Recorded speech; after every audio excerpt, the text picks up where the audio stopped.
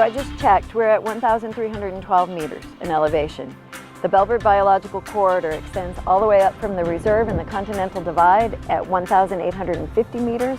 It goes all the way out to the Gulf of Nicoya that you can see out there at sea level. Corridors are about linkages and linking habitats together and creating passageways. Our objectives are to protect habitat that's here, restore habitat, and then really focus on making sure that these linkages are there. What we are actively working on right now is reforestation. Most of the sites you'll be seeing in this video are along a 12-kilometer stretch of road up here in the Monteverde area. And the 12 kilometer stretches from the parking lot basically at the top of the hill where the Monteverde Cod Forest Reserve is, down through the Santa Elena Commercial Center, which has about 6,000 or 7,000 people, and then a little bit further down the hill to the La Calandria Biological Field Station, where we have one of our nurseries and one of the reforestation sites. So we do it here in the air.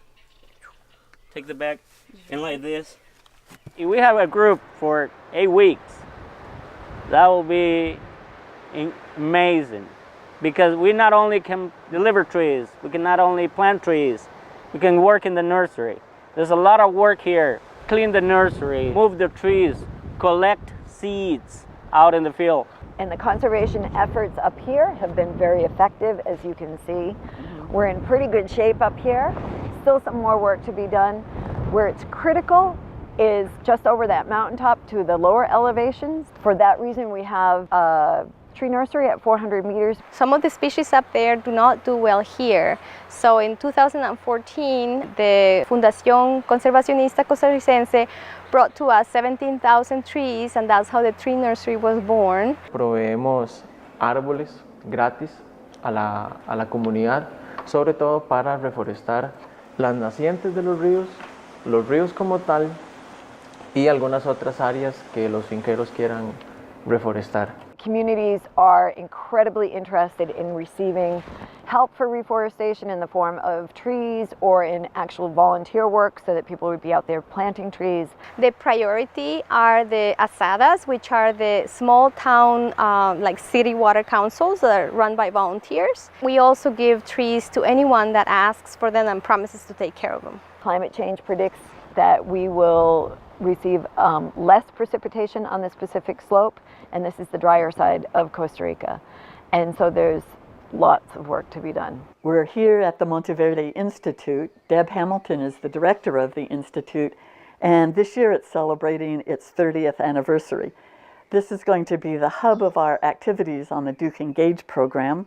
This is where the Spanish classes will be held. There's a fabulous library, a GIS lab, and a lot of support services for different academic groups that are down here. El instituto tiene una larga trayectoria de enseñanza de español como parte de su programa y de su enfoque cultural y educativo, ¿no? Tenemos una larga experiencia dando clases de español para estudiantes y personas que viven en la comunidad. Entonces aquí tenemos el auditorio, que es el lugar donde normalmente recibimos a los charlistas, conferencias, las presentaciones de los estudiantes. Aquí tenemos entonces la biblioteca, es el área donde los estudiantes pueden venir para hacer sus investigaciones. Right now, we're going to take a little drive around Santa Elena to give you an idea of what's in the town. And we will be passing by the clinic, a soccer field, a bank, 1 or 2 grocery stores, and lots of restaurants. There are quite a few different options, very nice options for accommodations and meals in the Monteverde region, either to be in hotels that are nestled in the cloud forest or to be in more dormitory type arrangements in field stations.